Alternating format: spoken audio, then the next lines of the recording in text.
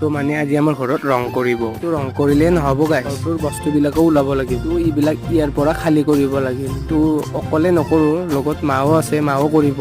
প্ৰথমতে পৰ্দাৰ পৰা আৰম্ভ কৰিম। আৰু আপোনালোকে কোনে কোনে মোৰ ভিডিঅ' চায় আৰু যোনে যোনে ভিডিঅ'টো চাই মোৰ প্লিজ ছাবস্ক্ৰাইব কৰি দিব। আগতে মই এই দুটাত হৈ আহোঁ।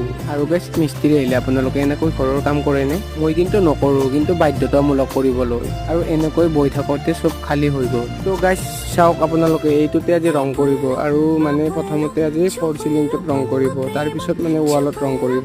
আৰু গাইছ মানে আজি আপোনালোকক ৰং কৰা ভিডিঅ' নেদেখাওঁ, মানে মোৰ এটা নেক্সট পাৰ্ট আহিব ৰং কৰা ভিডিঅ', তো সেইটোত দেখুৱাম। তো আপোনালোকক কেনেকুৱা লাগিছে ডিজাইনটো ফ'ৰ চিলিং?